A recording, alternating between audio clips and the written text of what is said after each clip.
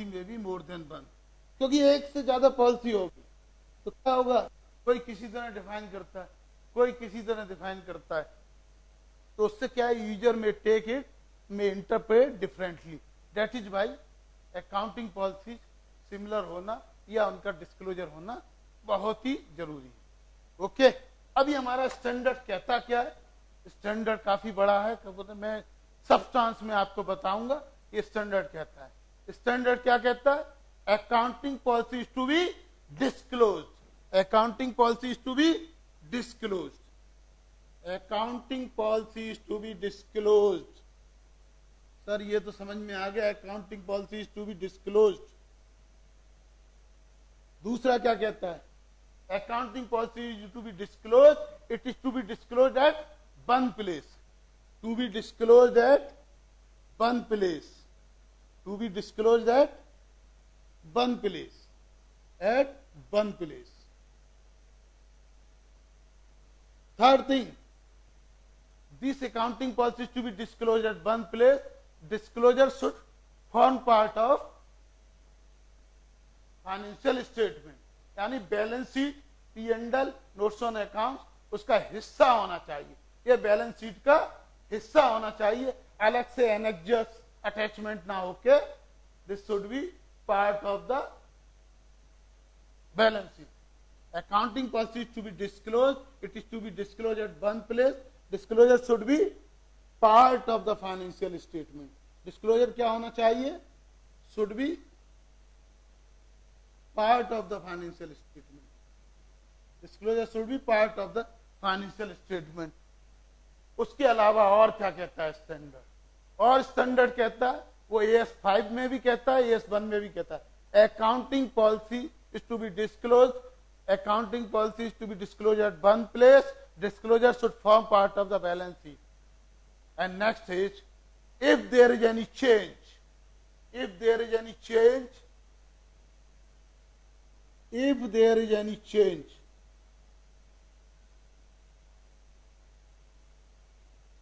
if there is any change, then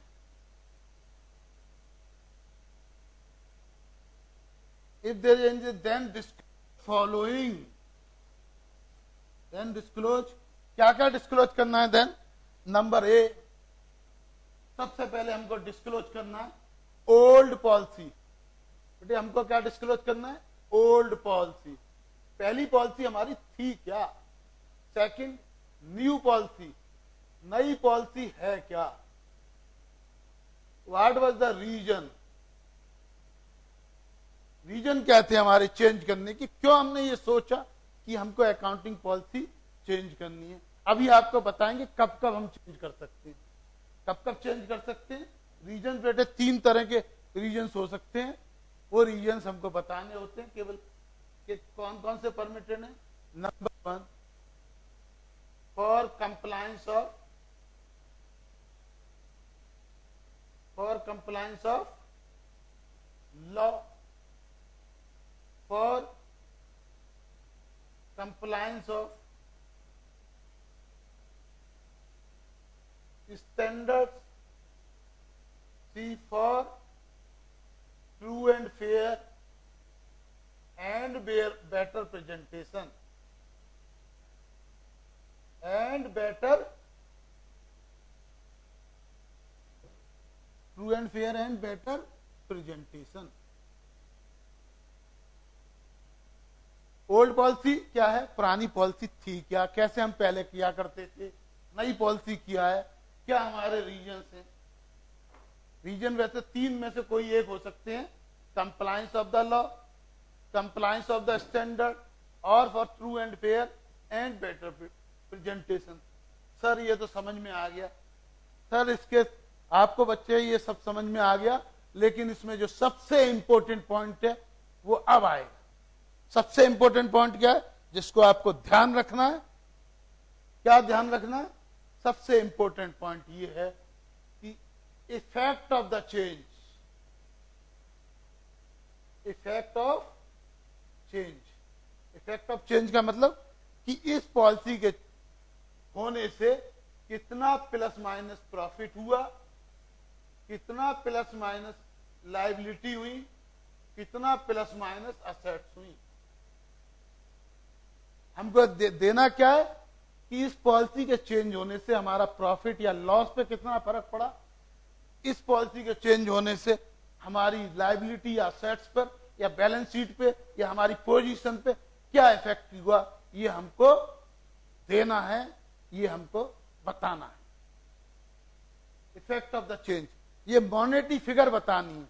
इसको बताते कैसे हैं, इसकी लैंग्वेज कैसे लिखते हैं, लैंग्वेज लिखते हैं the company has changed the method of depreciation from straight line to WDV। Had it not been done so, had it not been done so, यदि ये नहीं किया जाता तो profit would have been higher by this amount and assets would be higher by this amount.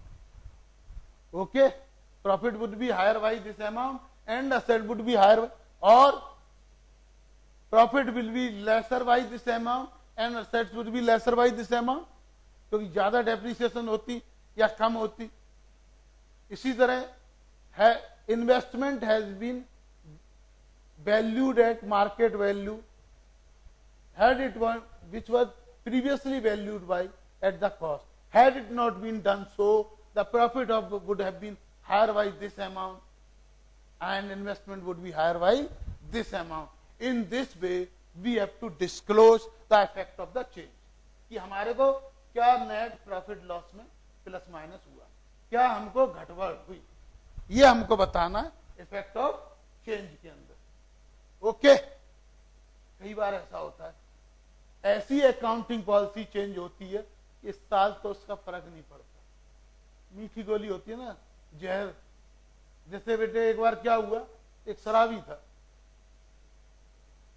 उसको समझाने के लिए किसी ने कहा कि बेटे ये शराब मत पिया करो। बोले क्यों? बोले भाई ये जो शराब है ये धीमा जहर होता है, ये धीमे धीमे आदमी को मौत की तरफ ले जाता है। तो जिसको जो सोचने का विचार होता है उसी तरह होता है। वो कहता है तो अपने को कौन सी मरने की जल्दी पड़ी है, धीमे धीमे ही मौत की तरफ सही। तो उसी तरह ये है कि आपने कोई अकाउंटिंग पॉलिसी चेंज की, लेकिन उस अकाउंटिंग पॉलिसी का इस बार इफेक्ट नहीं पड़ रहा। इस साल तो प्रॉफिट एंड लॉस पे कोई फर्क नहीं पड़ रहा, लेकिन होगा क्या, अगले सालों में पड़ जाएगा। सर है ये तो साहब समझ में नहीं आई कि इस साल क्यों नहीं पड़ा, तो अभी समझा देते हैं। अभी आपको एक एग्जाम्पल देके बता देते हैं। तो बेटे नेक्स्ट पॉइंट हमने जो बताया, if the change in policy, if the change in policy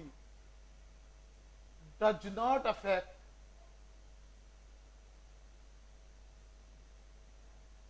current year profit, loss, oblique state of affairs, but affects future P&L और बैलेंस शीट। कैसे? सपोज हमारी एसेट 10 लाख, इस पर बेटे हम लगाते हैं स्ट्रेट लाइन। स्ट्रेट लाइन लगाते हैं 10 इयर्स का 1 लाख रुपीज 10% पर ईयर। तो बेटे इस बार डेप्रिसिएशन कितना आएगा, 1 लाख। और हमारी वैल्यू क्या आएगी, रिटन डाउन वैल्यू 9 लाख। ये बेटे क्या है, स्ट्रेट लाइन मेथड। यदि हमारा इसको हमने चेंज करके 10% WDV में बदल दिया, यानी रिड्यूसिंग मेथड से हम लगा रहे हैं, तो क्या हो गया WDV में, इस साल बेटे 10 लाख, डेप्रिसिएशन कितनी आएगी बेटे, बोलो बच्चे कितनी आएगी, 1 लाख साल। तो बेटे कितना हुआ ये बेटे सेम हुआ। इस साल कोई फर्क पड़ा क्या, सर बिल्कुल नहीं पड़ा। अगले साल क्या होगा, फर्क पड़ेगा, जरूर पड़ेगा सर। यहाँ पे हो जाएगी 1 लाख डेप्रिसिएशन और यहाँ डेप्रिसिएशन कितनी हो जाएगी, 90,000। तो बेटे ये एक एग्जाम्पल है, इस तरह के दसियों हजारियों केस हो सकते हैं। There may be thousands of the example for this. तो क्या होगा, तो बेटे जो यदि इफेक्ट इस बार पड़ता है तो हमको क्या करना है, तब भी डिस्क्लोज करना है। यदि इस साल नहीं पड़ता है लेकिन नेक्स्ट ईयर्स में, अगले सालों में इफेक्ट पड़ता है, तब भी बेटे हमको क्या करना है, हमको इसका इफेक्ट देना है। समझ में आया? तो सर ये तो समझ में आ गया, बहुत बढ़िया तरीके से आ गया, लेकिन सर वो खत्म हुआ क्या अकाउंटिंग स्टैंडर्ड 1? बेटे चिंता मत करो, बहुत ज्यादा नहीं है, खत्म होने की कगार पर है। लेकिन बेटे एक और चीज है, ये तो हम ये मान के चल रहे हैं कि ये चेंज पता लग जाएगा। कई बार ऐसा होता है पॉलिसी में चेंज हुआ, जैसा कि बेटे आपको पता है जब भी चेंज होता है या जब इन्वेंट्री का वैल्यूएशन किया जाता है तो कॉस्ट और मार्केट प्राइस लेते हैं, एक एक इंडिविजुअल आइटम्स का लेते हैं। इसी तरह कोई भी सिचुएशन हो सकती है, थाउजेंड्स है, लैक्स ऑफ द आइटम्स है, चेंज तो कर दिया but it is not possible to quantify. उस समय ये क्वांटिफाई करना पॉसिबल नहीं हो पा रहा है कि इससे फर्क कितना पड़ा। तो क्या करेंगे, तब भी बेटे क्या करेंगे, हमको डिस्क्लोज तब भी करना है। डिस्क्लोज हम क्या करेंगे, डिस्क्लोज ये करेंगे, this fact is to be disclose if the effect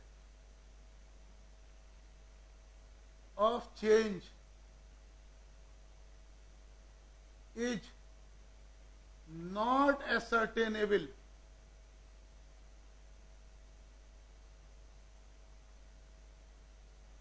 this fact is to be disclosed, this fact is to be disclosed. तो बेटे क्या होगा, यदि वो चेंज का इफेक्ट पता नहीं लग रहा तो आप लिखोगे कि the policy has been change, the company was providing depreciation on straight line method, now the company is providing on the straight line method. This will affect the profit और loss, however it is not ascertainable कि how much it will affect the profit and loss and how much it is to be, it will affect the balance sheet। बेटे जो users होते हैं, बड़ी बड़ी research agencies होती हैं जो उनमें पैसा लगाती हैं, शेयर्स में पैसा लगाती हैं, उन बैलेंस शीट के बेसिस पे कम से कम उनको ये पता लग गया कुछ पॉलिसी चेंज हुई है, तो वो अपने आप एसरटेन करेंगी या उसके बेसिस पे डिस्काउंट करेंगी या अपनी रिसर्च एजेंसी अपनी नॉलेज का यूज करके एसरटेन करने की कोशिश करेंगी। तो ये फैक्ट हमको क्या करना है, डिस्क्लोज करना है, ये फैक्ट हमको बता देना, ठीक है ना, इसको हमको क्या कर देना है, बता देना है। तो कुल मिला के हमको क्या क्या इसके अंदर पता लगा, 6 चीज पता लगी। Accounting policy is to be disclose, it is to be disclose at one place, disclosure should form part of the balance sheet, and if there is any change that is to be disclosed, old policy, new policy, reason, effect. If the effect is not ascertainable, then this fact is to be disclosed. If the effect is, the change does not affect the current year but will affect the future year, then this fact is to be disclosed. हमें क्या क्या बताना है, हमें accounting policies का, सिद्धांतों का और तरीकों का खुलासा करना है। खुलासा हमको एक जगह करना है, खुलासा बैलेंस शीट के अंदर ही करना है। यदि कुछ पॉलिसी में, सिद्धांतों में या तरीकों में कोई परिवर्तन हुआ है, उस परिवर्तन को बताना है, और उस परिवर्तन को कैसे बताना है कि क्यों हुआ, पुरानी पॉलिसी क्या थी, नई पॉलिसी क्या थी, उनको चेंज करने के कारण क्या थे। कारण वैसे 3 कारण ही हो सकते हैं, या तो लॉ, किसी कानून के पालन करने के लिए, स्टैंडर्ड्स के पालन करने के लिए, या और अच्छा सही एवं सत्य स्थिति बताने के लिए। लेकिन अगर कोई चीज इस साल की कोई भी परिवर्तन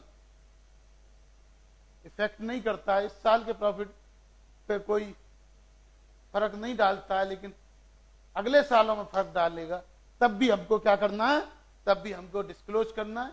यदि हमको ये फर्क पता करना संभव ना हो, फर्क तो पता है लेकिन फर्क मतलब ये जो परिवर्तन पता है, परिवर्तन से कितना फर्क पड़ता है ये हमको नहीं पता है, तो भी हमको ये चीज बतानी पड़ेगी बैलेंस शीट में कि हमने ये फर्क हुआ है, पॉलिसी बदली है, ये परिवर्तन हुआ है, लेकिन कितना उससे लाभ हानि पे फर्क पड़ता है ये पता करना संभव नहीं है।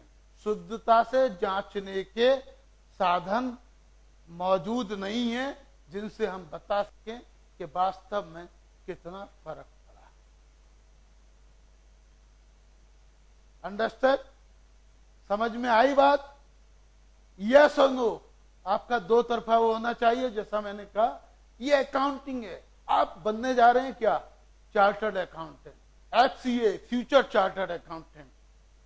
तो मैं हमेशा कहा करता हूं happiness, if you want happiness for a moment take a yawn. Yawn means जमाई ले लो थोड़ी देर के लिए, क्या आ जाएगी? आनंद। If you want happiness for a day go for the picnic, यदि पॉसिबल हो गर्लफ्रेंड के साथ।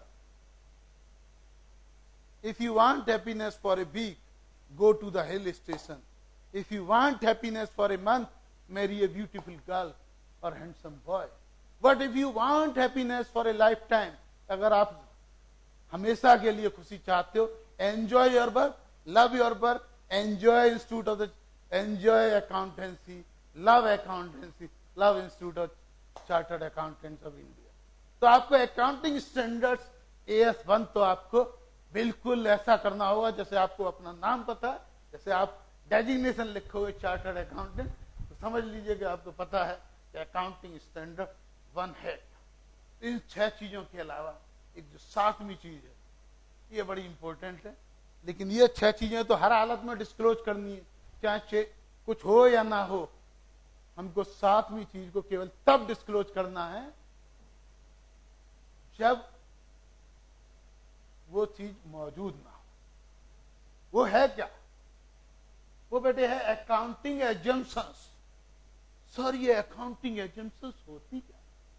बेटे एजम्पशंस होती हैं मान्यताएं। Assumptions means what ever you always assumed.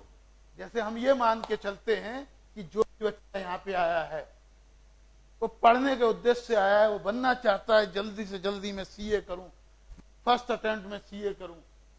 हालांकि मैं गया था भिलाई के अंदर सेमिनार में, बच्चे गा रहे थे हमें अटेम्प्ट से प्यार कितना ये हम नहीं जानते। एक बच्चा गा रहा था ये अजीब दास्ता, कब शुरू कब खत्म। लेकिन हमको क्या करना है? वी ऑलवेज एज्यूम कि बच्चा क्या करना चाहता है, जल्दी से जल्दी CA करने के लिए पढ़ाई के उद्देश्य से आया है। तो इसी तरह हम क्या मानते हैं कि हर अकाउंटिंग, हर खाते जब हम देखते हैं तो ये मान के चलते हैं कि ये 3 चीजें जी चार्टर्ड अकाउंटेंट, जी चार्टर्ड अकाउंटेंट मीन GCA, जी चार्टर्ड अकाउंटेंट, ये 3 पॉलिसी, ये 3 एजम्पशंस हम मान के चलते हैं। ये 3 चीजें तो ये 3 कंसेप्ट तो हमेशा फॉलो हुए ही होंगे। सर ये GCA है क्या? ये तो बड़ा अच्छा है, याद करने में बड़ा आसान है।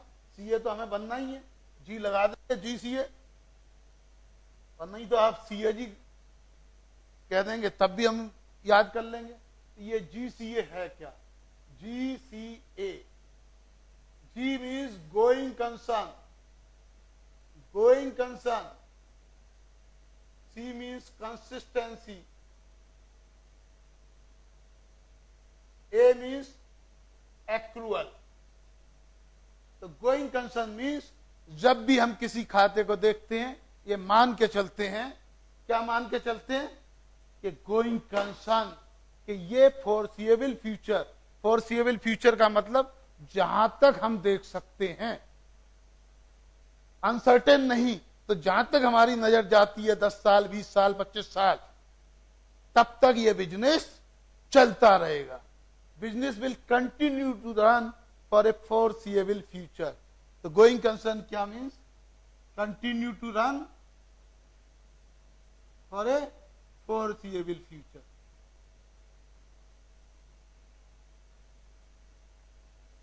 तो बेटे इसी बेसिस पे तो हम जो है डेप्रिसिएशन लगाते हैं। 1 लाख रुपए की हमने कोई मशीन नहीं खरीदी, हम स्ट्रेट लाइन पे 10,000 डेप्रिसिएशन क्यों लगा रहे हैं? क्योंकि हम ये मान के चल रहे हैं कि ये गोइंग कंसर्न है, 10 साल तक चलेगी। अगर ये गोइंग कंसर्न नहीं होगी तो हम क्या करेंगे? उसकी वैल्यू एसेट माइनस डेप्रिसिएशन ना लगा के हमें लगानी पड़ेगी क्या, नेट रियलाइजेबल वैल्यू। उसके लिए AS 10 में पढ़ेंगे, अभी जहां तक पढ़ना है हम वहां तक अपने आप को करते हैं। गोइंग कंसर्न आपको काफी कुछ करना पड़ेगा। AS 10 है, ऑडिट में भी स्पेशल स्टैंडर्ड ऑन ऑडिटिंग है इसके ऊपर, ऐसे 570 वो भी आपको पढ़ना होगा। तो गोइंग कंसर्न का मतलब है continue for a foreseeable future. Consistency क्या है बेटा, कंसिस्टेंसी ये हम ये मान के चलते हैं कि जो नियम, जो पॉलिसी, जो प्रिंसिपल एक साल अपनाए हैं वो अगले साल भी अपनाए, यानी the same system which has followed in the previous year will be followed in the next year, that is the consistency. Okay, तो बेटे now comes to the accrual. Accrual means क्या है कि हम जो अकाउंटिंग है वो अकाउंटिंग हमारी कैश बेसिस पे ना करके पीरियड बेसिस पे की गई है। यानी हमने कोई काम कर दिया, पैसे नहीं मिले हैं, तब भी हम इनकी इनकम बुक करेंगे। हमने किसी को काम करा लिया, मान लो सैलरी हम 31 मार्च की 7 अप्रैल को देते हैं, लेकिन उसने काम तो मार्च के महीने में कर दिया तो वो खर्चा मार्च के महीने में आ जाएगा। ये है अपना एक्रूअल कंसेप्ट। तो ये तीनों कंसेप्ट को ये मान के चलते हैं, इसको हमें डिस्क्लोज करने की जरूरत नहीं है। कब डिस्क्लोज करना है, अगर इसमें कोई फ्लॉ है, यदि हमारा गोइंग कंसर्न की जो एजम्पशंस ली हैं वो ठीक नहीं है, हमको लगता है आग लग गई, मशीनरी खराब हो गई, एक ही एक्सपोर्ट ऑर्डर फर्म थी, उसने हमारा ऑर्डर कैंसिल कर दिया, गवर्नमेंट ने सील कर दी, फैक्ट्री चल नहीं सकती, कोई ऐसी सिचुएशन आ गई, या कोई कंसिस्टेंसी नहीं है, हमारी पॉलिसियां चेंज हो रही हैं, या हमने एक्रूअल की जगह कैश बेसिस किया है, तब हमको डिस्क्लोज। समझ में आया? यस और नो? यस सर, ये तो बात समझ में आ गई GCA कि हमको गोइंग कंसर्न में ये मान के चलेंगे कि कंपनी चलती रहेगी, ये मान के चलेंगे कि जो सिस्टम पहले साल में है ये दूसरे साल में है, सेम सिस्टम में एक्रूअल है। अगर इसमें कोई चेंज होता है तो हमको डिस्क्लोज करना है। तो ये बेटे हुआ। लेकिन सर ये बताइए कि ये अकाउंटिंग पॉलिसी जो आपने बताया कि ये मैनेजमेंट चेक कर सकता है, ये मैनेजमेंट डिसाइड कर सकता है, ये मैनेजमेंट का राइट है, लेकिन कोई भी चीज एक्सरसाइज करने पर जहां अल्टरनेटिव ऑप्शंस होते हैं तो कुछ ना कुछ तो नियम सिद्धांत उसको चेक करने के भी होते हैं। Yes, your question is valid. और ये जवाब हमारा देता है कौन? अकाउंटिंग स्टैंडर्ड खुद कहता है, बड़ा वो कहता है SMP। क्या कहता है कि हमको बेटे जाना है सब्सटेंस पे, सब्सटेंस ओवर फॉर्म। तो बेटे कई बार लॉ में ना जाके, लॉ में कुछ भी दिया हो, असलियत उसकी क्या है, वर्डिंग कुछ भी दी हो, हमें उसके ना जाके एक्चुअल सब्सटेंस में या एक्चुअल फैक्ट में जाना। बेटे इनकम टैक्स में दी हुई है 20% डेप्रिसिएशन, लेकिन हमको पता है ये चीज मशीन जो है 2 साल से ज्यादा ही नहीं चलेगी, तो हमको बेटे 50% डेप्रिसिएशन लगानी होगी। हमें कानून की जगह कोई नाम दिया हुआ है। बेटे इसमें क्या हुआ, ये सब्सटेंस ओवर फॉर्म पर मैं एक जगह लेक्चर, स्टूडेंट एसोसिएशन सिकासा का चेयरमैन था मैं 2007 के अंदर। तो बेटे स्टूडेंट्स कॉन्फ्रेंस में गया, स्टूडेंट्स प्रेजेंट कर रहे हैं। तो बेटे स्टूडेंट्स क्या, आप लोग प्रेजेंट कर रहे हैं तो आपकी तरफ से ही बताता हूं, कुछ मैं सिखाता हूं और कुछ आपसे सीखता हूं। तो बेटे सब्सटेंस ओवर फॉर्म्स के एग्जाम्पल दे रहा था। तो बेटे स्टूडेंट्स बता रहा है क्या हो रहा है सब्सटेंस ओवर फॉर्म। बेटे जब हमने ऑडिट करने गए तो देखा क्या, डिलीवरी एक्सपेंसेस, उसकी वाउचिंग कर रहे डिलीवरी एक्सपेंसेस में, तो बिल मिल रहे थे हॉस्पिटल के। हमने कहा भैया काम तो हमारा जो है बालू सीमेंट का है, ये काम तो हमारा जो है बुक्स का है, और ये जो है हॉस्पिटल के डॉक्टर्स के बिल, दवाइयों के बिल, ये कहां से डिलीवरी एक्सपेंसेस में आ गए। बोला कुछ नहीं, बीवी की डिलीवरी हुई थी, डिलीवरी के खर्चे डिलीवरी एक्सपेंसेस में डाल दिए।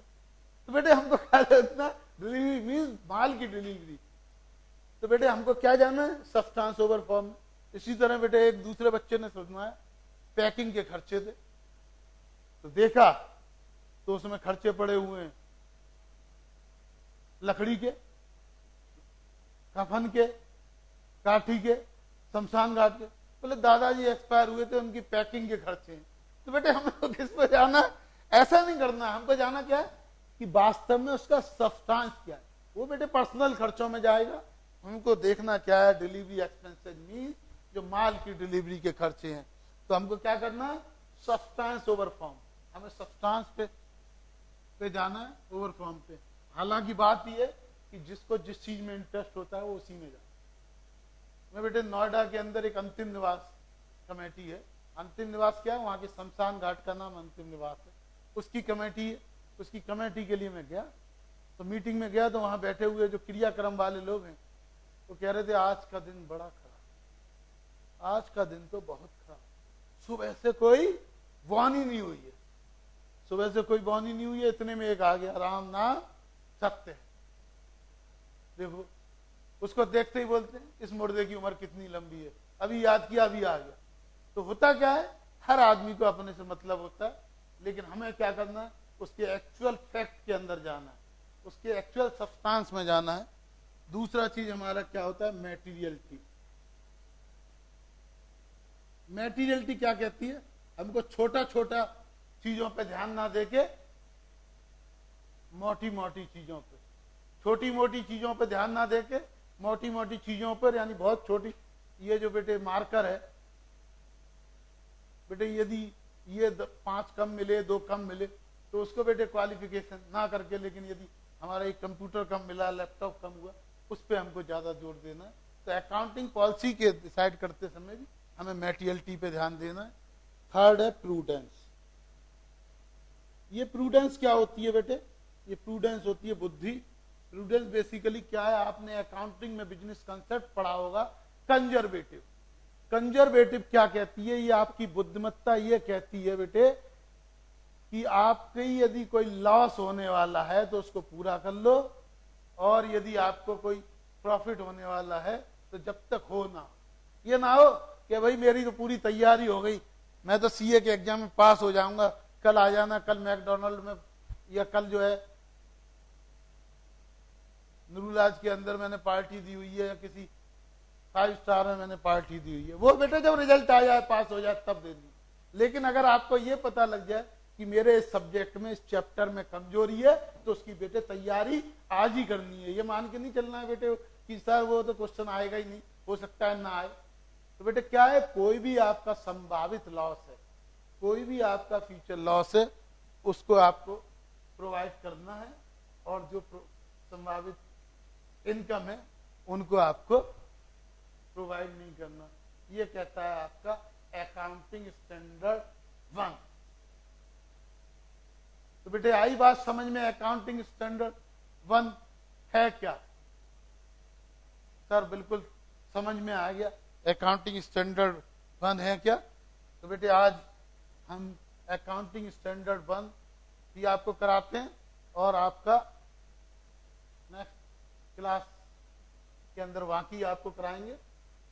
बेटे ये हुआ आपका अकाउंटिंग स्टैंडर्ड कि हमें पॉलिसी डिस्क्लोज करनी है, एक जगह करनी है, बैलेंस शीट के अंदर करनी है, चेंज होता है तो उसको डिक्लेयर करना है, डिस्क्लोज करना है, नई को बताना है, पुरानी को बताना है, डिफरेंसेज को बताना है, उसके रीजन्स बताने हैं, यदि वो अगले सालों को अफेक्ट करेगी वो अगले सालों को ये फैक्ट बताना है, यदि पता नहीं लग पा रहा ये फैक्ट बताना है, यदि कोई हमारी ऐसी समस्या है, कोई जो आपकी अकाउंटिंग एजेंशंस है वो पालन नहीं हुआ है तो वो बताना है। ये होता है आपका accounting standard 1। Thank you very much for the patience hearing. Now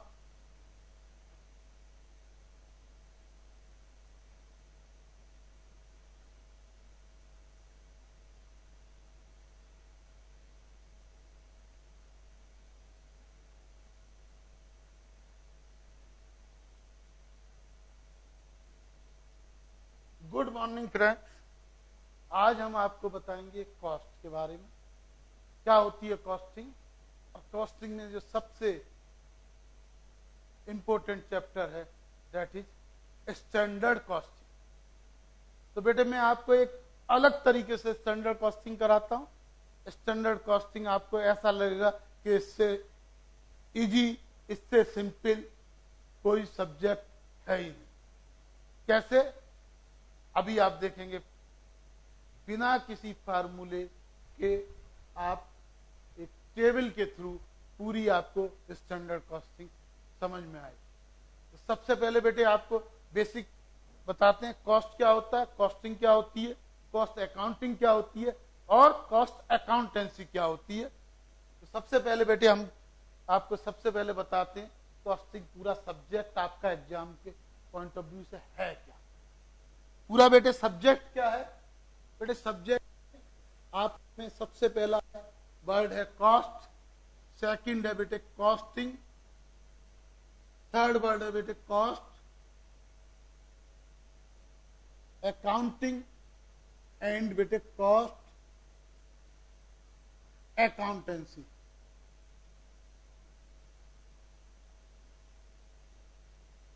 तो बेटे ये जो कॉस्टिंग है इसका सीमा, यानी जो जिसका पहले नाम था ICMA लंदन, अब उसका नाम है costing institute of management accounting England.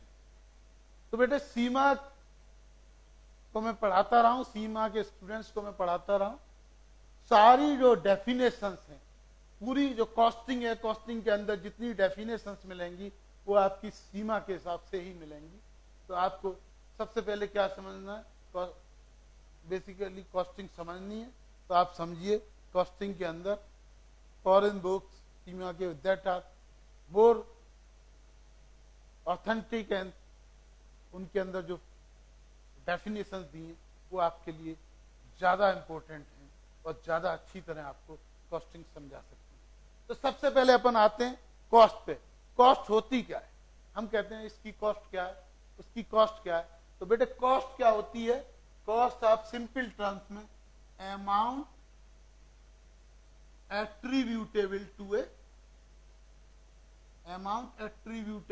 A particular unit of production, particular unit of production, amount attributable to a particular unit of production. एक यूनिट को बनाने में जो अमाउंट लगती है, दैट इज एक अमाउंट को, यदि मैंने ये चेयर बनाया, इस चेयर बनाने में कितना प्लास्टिक लगा, कितना अदर मटेरियल लगा, कितना हैंडल लगा, कितना पाइप लगा, कितनी इसमें लेवल लगी, साथ में कितने एक्सपेंसेस हैं जो डायरेक्टली इसको एट्रीब्यूट किए जा सकते हैं या एपोर्शन किए जा सकते हैं, ये सारी चीज होती है कॉस्ट। तो बेटे इसके तीन कंसेप्ट, तीन कंपोनेंट होते हैं, material, labour and overhead. Material, labour and overhead. Costing क्या होती है बेटे? Methods and techniques. ये मेथड एंड टेक्निक्स किसका है? Of ascertaining cost, ascertaining cost। इस कॉस्ट को कैलकुलेट करने के जो तरीके हैं इसको कहते हैं कॉस्टिंग। और कॉस्ट अकाउंटिंग क्या होती है बेटे? आप अकाउंटिंग में पढ़ते थे recording, classifying, summarising, thank you, recording, classifying, summarising. क्या होता है? Method recording, classifying, summarising, cost data. इसलिए फॉर डिसीजन मेकिंग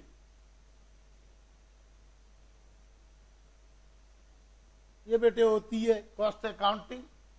और कॉस्ट अकाउंटिंग क्या होती है? एडहियरिंग एंड एप्लीकेशन ऑफ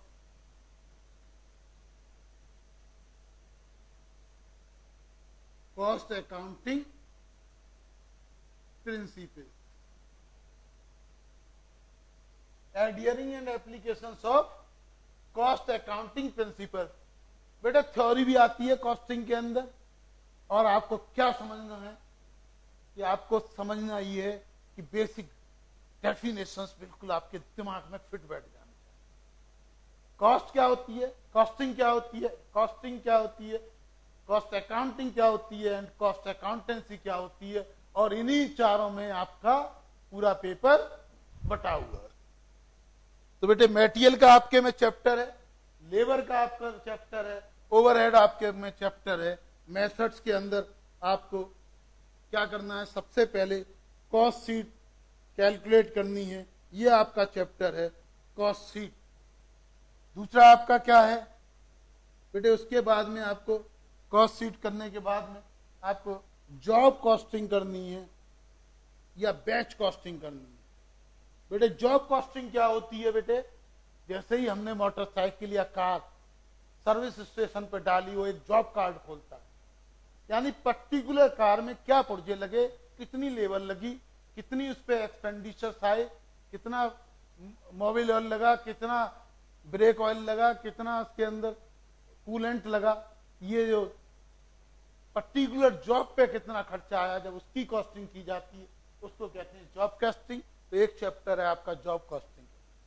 एक है बैच का, कई चीजें एक साथ, जैसे बेटे हमारा क्लास लेते हैं तो पूरे बैच की लेंगे ना, ये तो नहीं एक एक आदमी को अलग अलग करेंगे।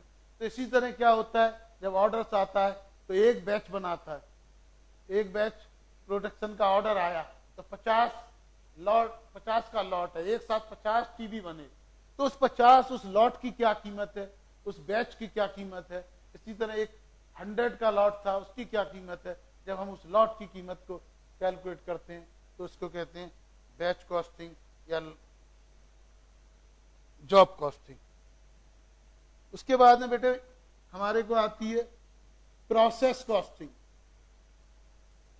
बेटे ये प्रोसेस कॉस्टिंग क्या होती है बेटे, जैसे आपका टेक्सटाइल मिल है, सबसे पहले हम क्या बनाते हैं, कॉटन से यार्न बनाते हैं, यार्न के बाद में वो डाइंग होती है, डाइंग के बाद में स्टिचिंग होती है, स्टिचिंग के बाद में ब्लीचिंग होती है, ब्लीचिंग के बाद में फिर क्या जाता है, स्टिचिंग होती है, स्टिचिंग के बाद फिनिशिंग होती है। तो ये सारा जो प्रोसेस है अलग अलग प्रोसेस है।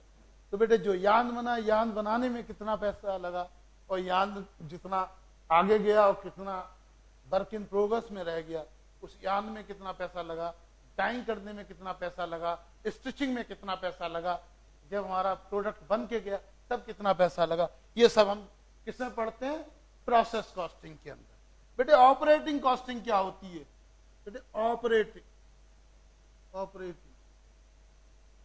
बेटे ऑपरेटिंग क्या होती है बेटे, कार, स्कूटर, जनरेटर, ये सब हम कुछ चलाते हैं, कार चलाते हैं, तो बेटे उसके अंदर पर किलोमीटर कॉस्ट निकालते हैं, कितना पेट्रोल लगा, कितना मोबिल ऑयल लगा, कितनी उस पर घिसावट है पर किलोमीटर।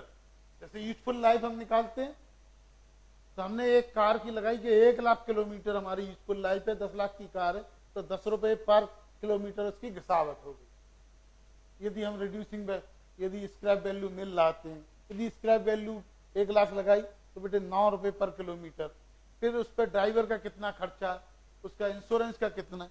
तो जब पर किलोमीटर कॉस्ट निकालते हैं इसको क्या कहते हैं, ऑपरेटिंग कॉस्टिंग। बेटे जब हम मकान वगैरह बनाते हैं या सिविल कंस्ट्रक्शन कराते हैं, ठेके पे कोई भी काम होता है तो उसके लिए क्या करते हैं बेटे, ये होती है कॉन्ट्रैक्ट कॉस्टिंग। कॉन्ट्रैक्ट के अंदर क्या होता है, कई कई साल में पुल बनाने में लग जाते हैं, तो परसेंटेज ऑफ द कंप्लीशन से प्रॉफिट निकालते हैं, इसको कहते हैं बेटे कॉन्ट्रैक्ट कॉस्ट। तो बेटे इसी के साथ साथ कुछ छोटे मोटे और इसके अंदर सब हेड्स हैं, उन सब की अदर्स की हम स्टडी करते हैं कॉस्टिंग के अंदर। नेक्स्ट आता है बेटे कॉस्ट अकाउंटिंग। बेटे रिकॉर्डिंग, क्लासिफाइंग, समराइजिंग। तो बेटे इसके लिए अपने को क्या करना होता है, हम लोग बेटे रिकंसिलेशन बनाते हैं। रिकंसिलेशन क्या होता है बेटे, कॉस्टिंग और ये रिकंसिलेशन बेटे क्या होता है, रिकंसिलेशन बेटे ये होता है कॉस्टिंग एंड फाइनेंशियल में जो डिफरेंस आते हैं, यानी जो कॉस्ट रिकॉर्ड्स हैं बेटे, कॉस्ट रिकॉर्ड्स में हम कई बार कुछ चीजें स्टैंडर्ड कॉस्टिंग से लेते हैं, अभी आपको स्टैंडर्ड कॉस्टिंग बताएंगे, और एक्चुअल जो फाइनेंशियल रिकॉर्ड्स हैं उनके अंदर जो डिफरेंस है उसको रिकॉर्ड करते हैं। इसके अलावा integral and non integral accounts बनाते हैं, इंटीग्रल एंड नॉन इंटीग्रल।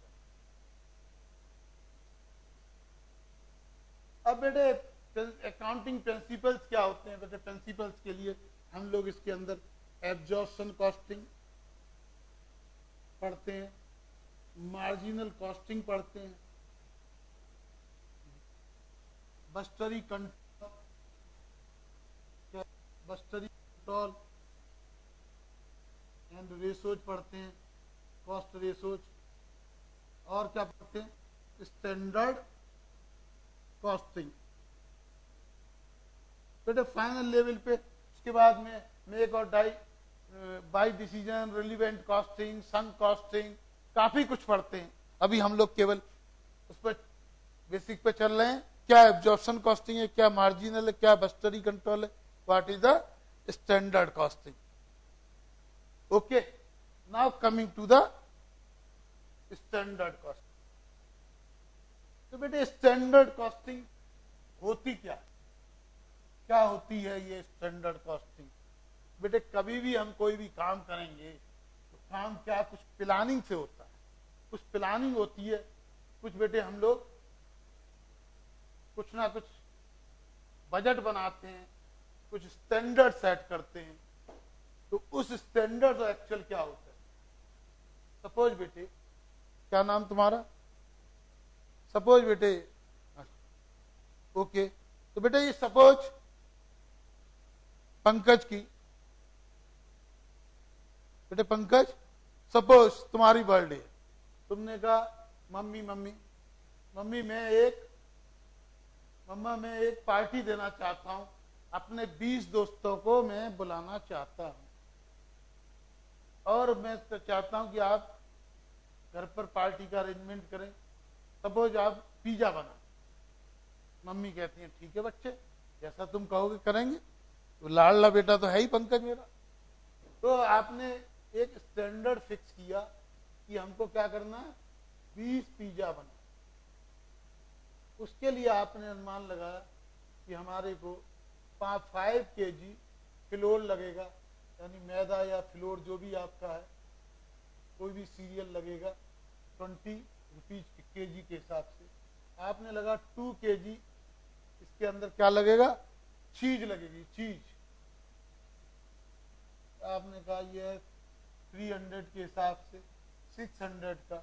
आपने कहा 1 kg हमारा टॉपिंग्स लगेंगे 1200 रुपए के हिसाब से। तो आपने कहा 1900। तो स्टैंडर्ड बनाया कि 1900 के अंदर ये काम हो जाएगा। बेटे जब एक्चुअल रिजल्ट आया तो बेटे 5 की जगह 6 kg लग गया, और पापा लाए 25 रुपए के हिसाब से। ये बेटे 2 kg की जगह 2.5 kg लग गया, पापा लाए 400 के साथ। ये मैडम ये केवल आधा ही किलो में काम चला दिया टॉपिंग में, लेकिन आया 1800 रुपए के हिसाब से। तो बेटे कितना हुआ? 150, 1000 और 900। ये बेटे 500 के हिसाब से आया, ये बेटे हो गया 1250 रुपए। खर्चा आया 2300 रुपए। अब क्या हुआ? मम्मी और डैडी कहने लगे 1900 की बात थी और खर्चा हो गया 2300। इसमें गलती किसकी? पापा कहें तुम्हारी, तुमने मटेरियल ज्यादा लगा दिया। मम्मी कहे मेरी कोई गलती नहीं है, मैंने तो बचत जितनी हो सकती थी, लेकिन आप ही महंगा लाए। अब पंकज बोला सर ने मेरे को तो कॉस्टिंग पढ़ाई हुई है, मैं अभी दूध का दूध अब पानी का पानी देता हूं, अभी बता देता हूं किसकी क्या गलती। इसको कहते हैं बेटे स्टैंडर्ड कॉस्टिंग। ये स्टैंडर्ड डेटा थे, ये एक्चुअल डेटा थे। एक्चुअल डेटा और स्टैंडर्ड में हमारा कॉस्ट वेरिएंस आ गया 400 रुपए का। कितना आ गया? 400 रुपए का। और ये बेटे एक्चुअल हमारा ज्यादा लगा, तो जब एक्चुअल ज्यादा लगा तो ज्यादा खर्चा हो गया, हमको नुकसान हो गया। नुकसान हो गया तो क्या हो गया? एडवर्स वेरिएंस, कॉस्ट वेरिएंस हो गया 400। अब हमको क्या करना है कि जी प्रोडक्शन डिपार्टमेंट की गलती है या परचेज डिपार्टमेंट की। यानी प्रोडक्शन डिपार्टमेंट बनाने में मम्मी ने ज्यादा मटेरियल लगा दिया या पापा खरीदा महंगा। यदि पापा महंगा लाए तो ये परचेज डिपार्टमेंट की गलती हो गई, और मम्मी ने ज्यादा मटेरियल लगा दिया तो क्या हो गया? प्रोडक्शन डिपार्टमेंट की गलती हो गई। यदि इन दोनों को हम अलग अलग सेग्रीगेट करके पता कर दें तो हम फ्यूचर के लिए हम एक तो रेस्पॉन्सिबिलिटी फिक्स कर सकते हैं कि परचेज डिपार्टमेंट की क्या गलती थी और कितनी गलती प्रोडक्शन डिपार्टमेंट की थी, और फ्यूचर में हम क्या सावधानी रखें। 3 कोटेशन लें, होलसेल मार्केट से जाएं, इस सब के लिए स्टैंडर्ड कॉस्टिंग। तो तैयार हो गया आपका थ्योरी का भी सब्जेक्ट कि क्या होती है स्टैंडर्ड कॉस्टिंग, क्या होते हैं इसके फायदे, क्या होती है रेस्पॉन्सिबिलिटी फिक्सेशन, क्यों किया जाता है, कैसे कॉस्ट कंट्रोल होता है स्टैंडर्ड कॉस्टिंग। सर ये तो बिल्कुल समझ में आ गया, हमारे को अब आ जाए स्टैंडर्ड कॉस्टिंग के बारे में लिखना। सर हम तो लिख देंगे कि क्या फायदे हैं, क्या नुकसान है, क्यों की जाती है, कैसे की जाती है, किस तरह कॉस्ट चेक होता है, कैसे कॉस्ट कंट्रोल होता है। लेकिन सर वो तो थ्योरी तो लिख गई, अब बेटे सर ये बताइए प्रैक्टिकल। अरे बड़ा आसान है बच्चे, हमको क्या देखना है।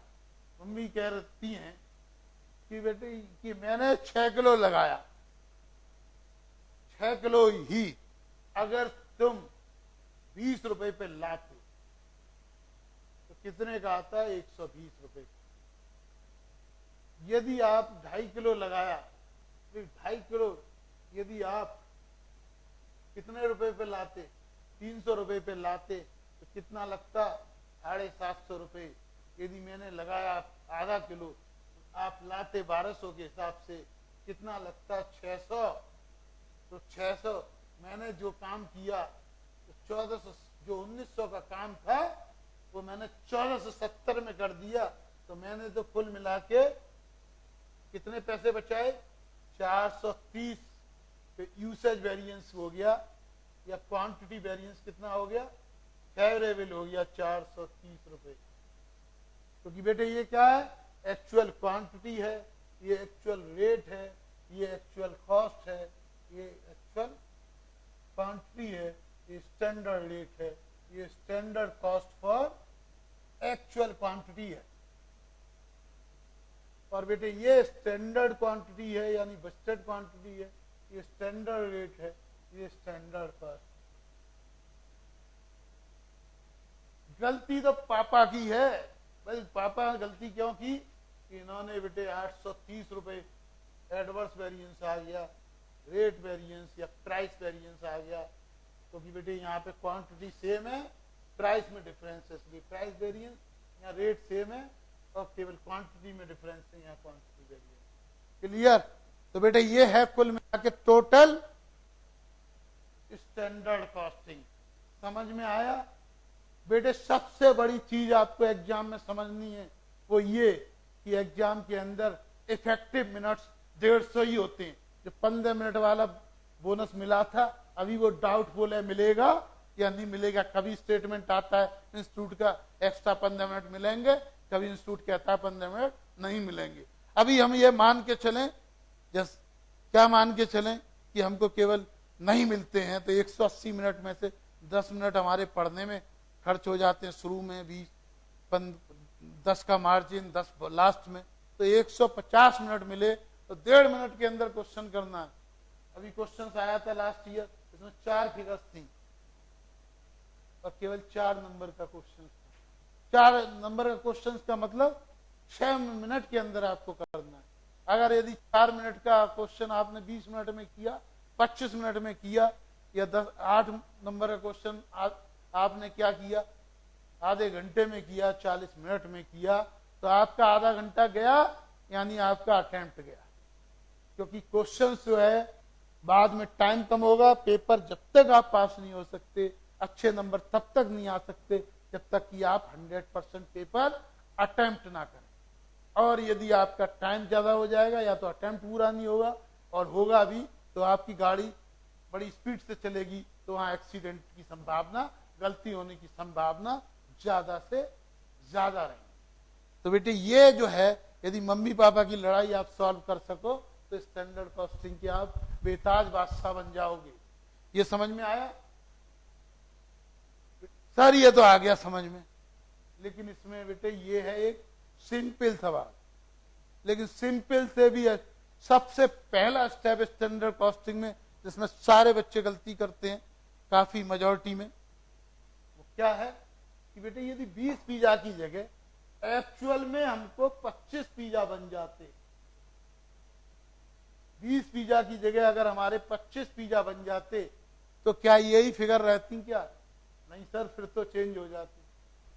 तो हम क्या करेंगे, सबसे पहले जितना एक्चुअल प्रोडक्शन हुआ 25 पिज्जा बने, तो बेटे क्योंकि हम प्रोडक्शन वेरिएंस नहीं निकाल रहे हैं, हम मटेरियल वेरिएंस निकाल रहे हैं, हम लेबर वेरिएंस निकाल रहे हैं, हम ओवरहेड वेरिएंस निकाल रहे हैं, हम सेल्स वेरिएंस निकालेंगे, वो अलग है। अभी हम प्रोडक्शन वेरिएंस नहीं निकाल रहे। तो हमारा जो पहला स्टेप होगा कि अब ये देखा कि 25 हुआ तो एक्चुअल में तो हम कुछ कर नहीं सकते, एक्चुअल तो एक्चुअल है। अब हम क्या करेंगे बच्चे, हम ये करेंगे कि यदि 20 पिज्जा की जगह 25 पिज्जा बनाने होते तो उसी स्टैंडर्ड से कितना लगता। तो इसके लिए हमारे पास सिंपल फार्मूला है 5 into actual production divided by standard production. यानी हम 5 को क्या करेंगे, 5 इंटू 25/20। इस तरह की जो टेबल है ये हमारी चेंज हो जाएगी। इसकी जगह हम क्या करेंगे, इस फिगर को चेंज करके फिगर क्या बनाएंगे, तो बेटे 5 इंटू एक्चुअल 25/20 4, 25/4। तो बेटे यहाँ पे इसकी जगह हमारी क्या आ जाएगी 6.25। यहाँ बेटे क्या आ जाएगी 2 की जगह 10/4, तो यहाँ पे बेटे आ जाएगी 2.5, यहाँ आ जाएगी 1.25। तब हम कैलकुलेशन करेंगे। तो पहला स्टेप हमारे को स्टैंडर्ड कॉस्टिंग में क्या करना है कि हमको चेंज कर लेना है फॉर एक्चुअल प्रोडक्शन।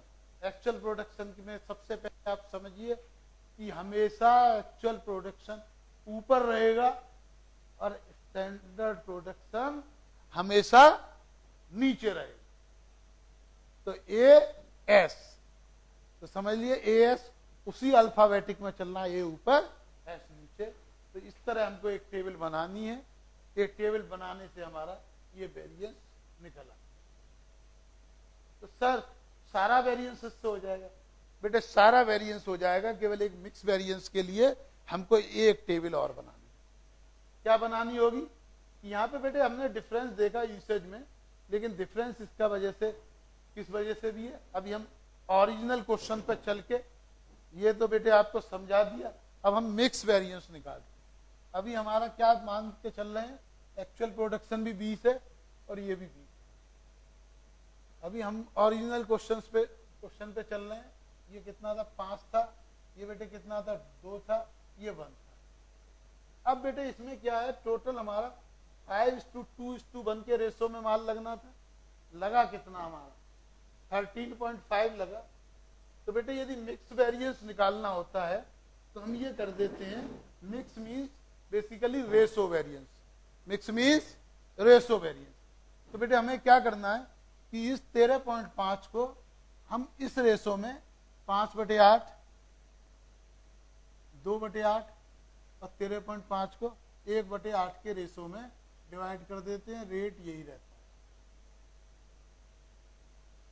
तो बेटे जिसके बाद में जो फिगर आती है, ये जो फिगर आती है, तो बेटे इस फिगर का जब हम तो बेटे क्या होगा कि हमको क्या करना है, जब केवल मिक्स को अलग करना है तो बाकी सब चीजें सेम रहेंगी। क्योंकि बेटे क्या है, ये एक्चुअल क्वांटिटी का मिक्स है ना, लेकिन मिक्स स्टैंडर्ड है, तो क्वांटिटी एक्चुअल सेम रहेगी, रेट सेम रहेगा, केवल मिक्स डिफर होगा। इस तरह से हम लोग क्या करेंगे, मिक्स वेरिएंस निकाल लेंगे। ओके, तो बेटे सेकंड माइनस 4 यानी actual standard cost of actual quantity minus standard cost of actual quantity in standard mix, यानी स्टैंडर्ड रेशो में जो डिफरेंस आएगा वो होगा मिक्स वेरिएंस। और यदि हमारा स्टैंडर्ड से स्टैंडर्ड मिक्स से यानी 3 माइनस 4 हम करेंगे तो वो हो जाएगा अदर वेरिएंसेज जो कि यील्ड वेरिएंस के बराबर हो। तो ये हमारा शॉर्टकट है यील्ड वेरिएंस निकालने का। हालांकि हम दूसरे तरीके से भी निकाल सकते हैं, लेकिन सबसे पहले अभी हमें आंसर पे आना है, तो हम समझते हैं इस बेसिस पे हम लोग निकालेंगे वेरिएंस। अब बेटे इसी को, ये है मटेरियल वेरिएंस, इसी को बेटे लेबर वेरिएंस करना। कुछ नहीं करना, इसकी जगह बेटे क्या कर देना है, हमको एक्चुअल आवर कर देना है, इसकी जगह हमको एक्चुअल आवर कर देना है, इसकी जगह हमको स्टैंडर्ड आवर कर देना है, इसकी जगह भी बेटे स्टैंडर्ड आवर एक्चुअल आवर और स्टैंडर्ड मिक्स कर देना है। सेम प्रोसेस के अंदर आपका लेबर वेरिएंस निकल आएगा, कुछ नहीं करना है। आपका सेम टेबल है, कोई फार्मूला याद नहीं करना, आपको सेम निकल आएगा। केवल फर्क ये होगा कि बेटे इसको रेट वेरिएंस कहते हैं, लेबर में भी रेट वेरिएंस कहते हैं, इसको बेटे यूसेज वेरिएंस को वहां पर एफिशिएंसी वेरिएंस कह देते हैं। क्या कह देते हैं? Efficiency variance. और बेटे ये जो हमारा मिक्स वेरिएंस है इसको लेबर मिक्स वेरिएंस ही कहते हैं, कई बार गैंग वेरिएंस भी। तो बेटे ये आपको निकालना लेबर वेरिएंस, हम डिटेल में बताएंगे, आपको कोई दिक्कत नहीं होगी, सेम तरीके से आप निकाल सकते हैं लेबर। अब सर ये वेरिएबल ओवरहेड क्या होता है? तो वेरिएबल ओवरहेड वेरिएंस में भी सेम होगा एक्चुअल आवर, या वेरिएबल के रेट लग जाएंगे वेरिएंस के, लेकिन उसमें केवल वेरिएबल ओवरहेड में फर्क ये होता है कि मिक्स वेरिएंस नहीं निकलता, बाकी आपका सेम वेरिएंस हो जाएगा, नाम बस बदल जाएगा, या रेट प्राइस की जगह एक्सपेंडिचर एक्सपेंसेस वेरिएंस हो जाएगा या बजट वेरिएंस हो जाएगा, और ये हो जाएगा आपका एफिशिएंसी वेरिएंस। तो बेटे एक एक करके अलग अलग करके आपको समझाऊंगा।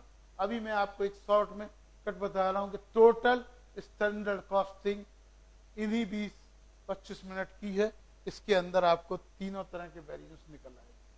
सर ये तो आपने इजी चीजें बता दी, सबसे ज्यादा दिक्कत तो हमें सर आती है फिक्स ओवरहेड वेरिएंस निकालने में।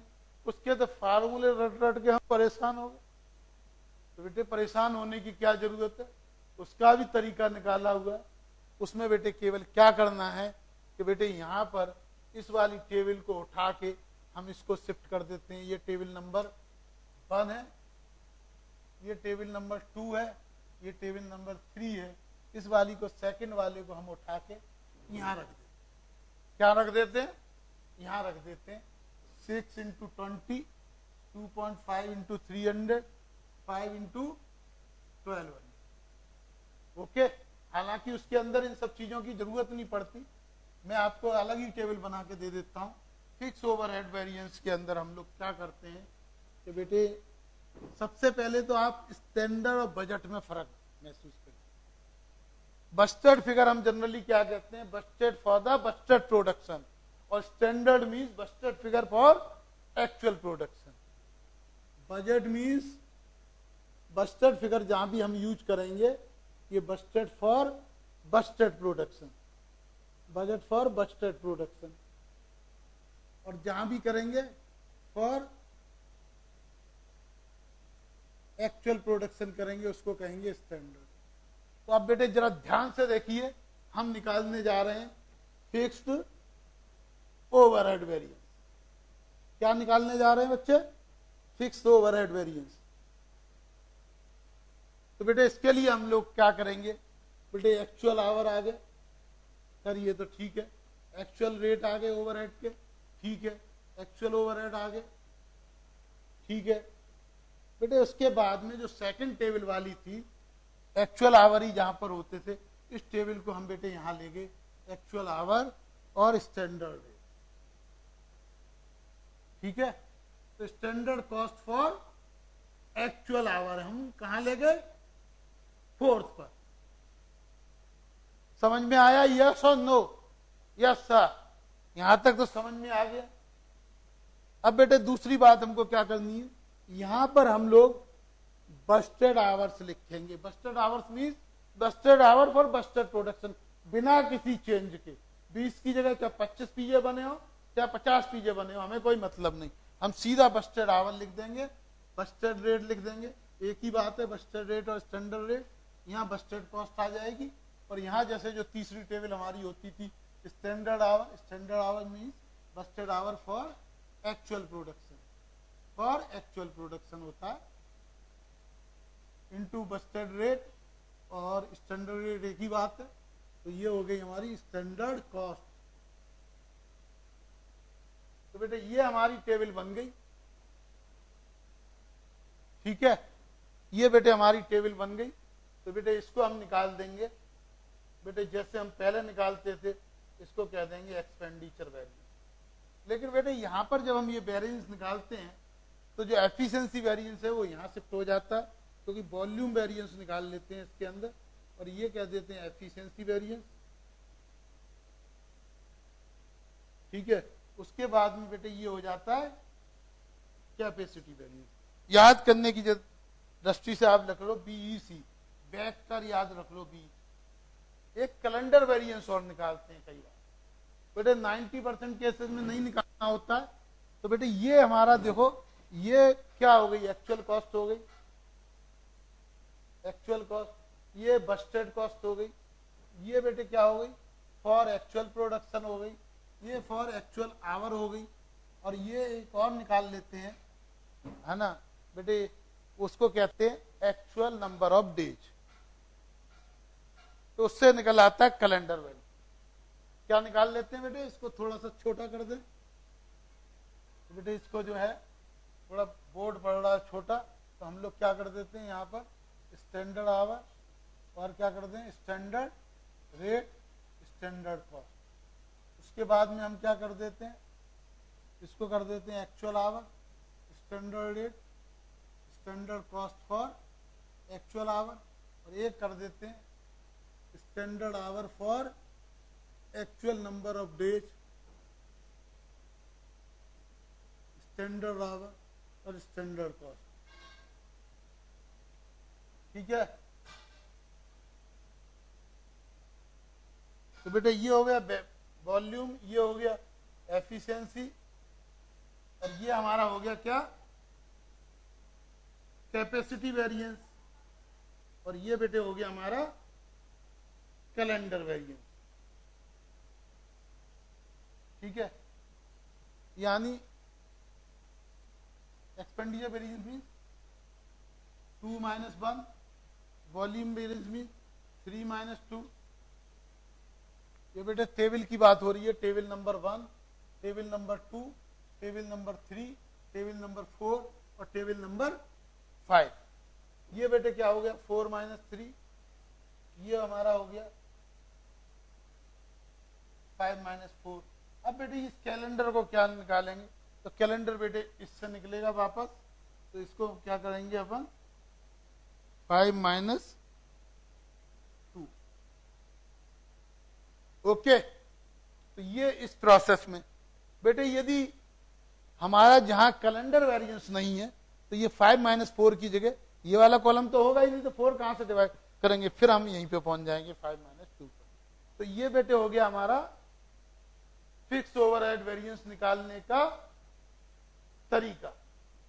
तो बेटे इसके अंदर हमको किसी में कोई फार्मूला याद नहीं करना, कहीं कोई रिवाइज नहीं निकालना, कहीं कुछ भी नहीं निकालना, कोई रिवाइज फिगर नहीं, रिवाइज कैपेसिटी नहीं, रिवाइज क्वांटिटी नहीं, केवल एक टेबल के सारे बिना किसी फार्मूले के हमारा पूरा स्टैंडर्ड कॉस्टिंग निकलता है, और कोई क्वेश्चंस गलत होने की संभावना इसके अंदर नहीं रहती, और क्वेश्चंस के अंदर आपका निकलेगा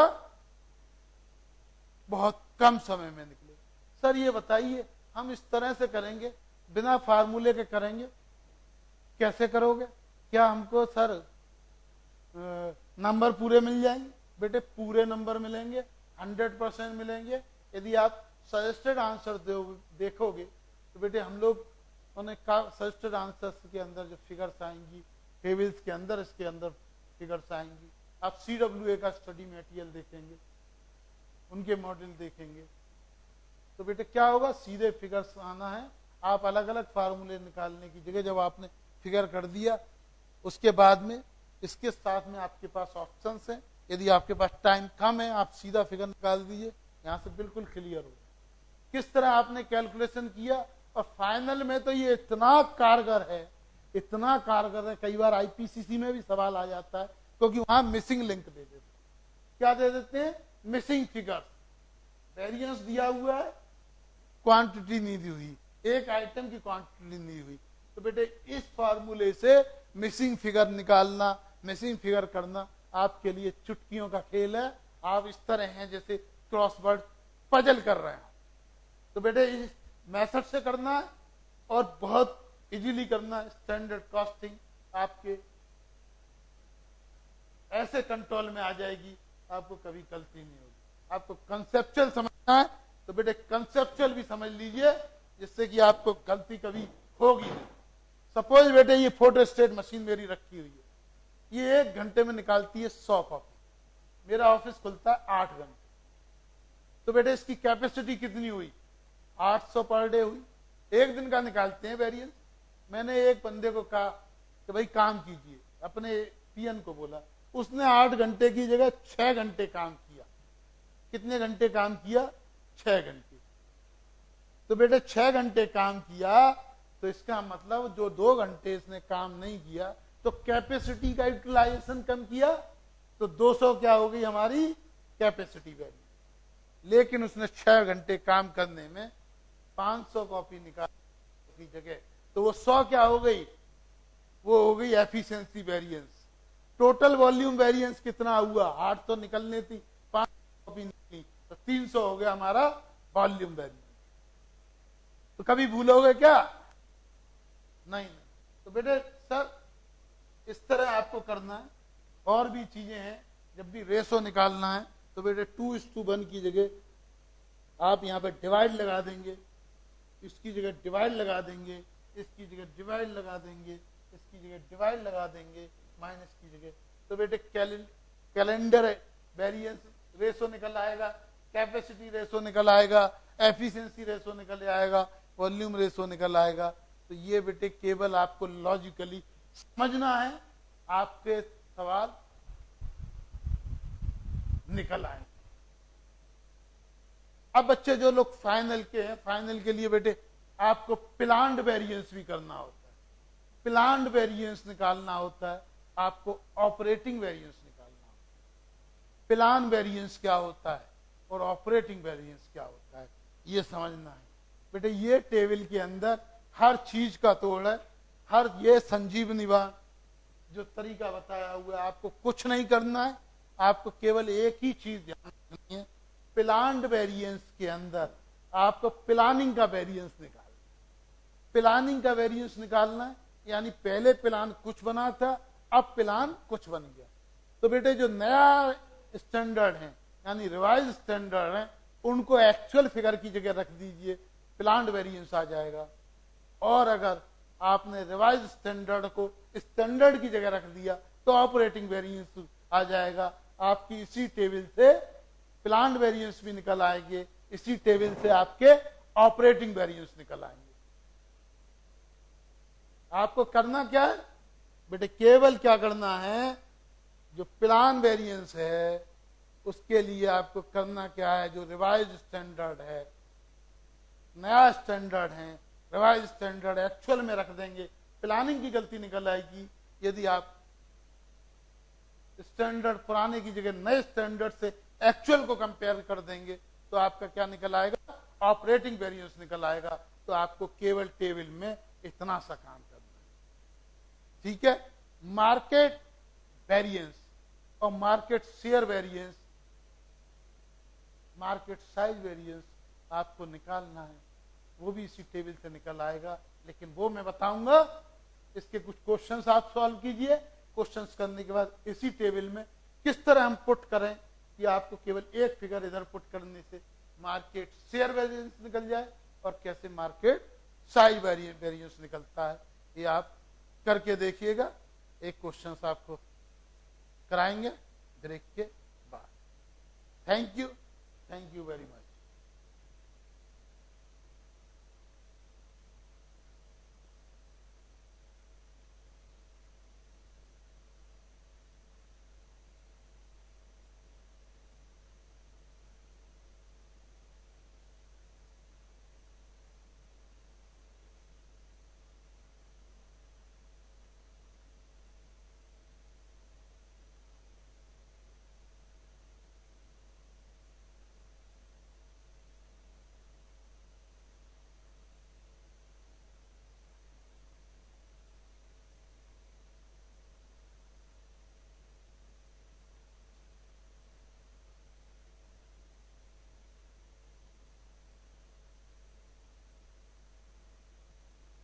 बेटे आपको एक अमलगामेशन, बेटे अमलगामेशन का सर हम सवाल करते हैं 15 मिनट के अंदर हमको सवाल करना कैसे।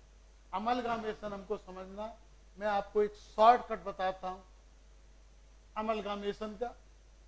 ये अमलगामेशन का सर शॉर्टकट है क्या? बेटे अमलगामेशन में क्या होता है? कुछ नहीं है। अमलगामेशन में सिंपल दो कंपनियां होती। क्या कंपनी होती है? ए कंपनी, बी कंपनी। ए कंपनी, बी कंपनी। सपोज ए कंपनी की कैपिटल है बेटे 10 लाख। ए कंपनी की कैपिटल कितनी है? 10 लाख। बी कंपनी की कैपिटल है 5 लाख। इसके रिजर्व्स हैं 20 लाख। इसके रिजर्व हैं 10 लाख। इसके स्टेट्यूटरी रिजर्व हैं, स्टेट्यूटरी रिजर्व बेटे 10 लाख और इसके स्टेट्यूटरी रिजर्व में 5 लाख। क्रेडिटर्स हैं 10 लाख। इसके क्रेडिटर्स हैं 5 लाख। टोटल हमारा 50 लाख इसकी टोटल बैलेंस शीट आती है। इसकी टोटल बैलेंस शीट है 25 लाख। हमारी फिक्स असेट्स है बेटे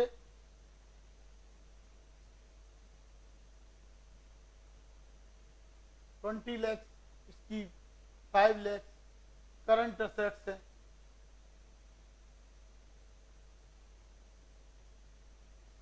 10 लाख। इसकी है 5 लाख या 8 लाख। कैश है इसका 10 लाख। इसका कैश है 7 लाख। फिक्टिशियस असेट्स हैं, फिक्टिशियस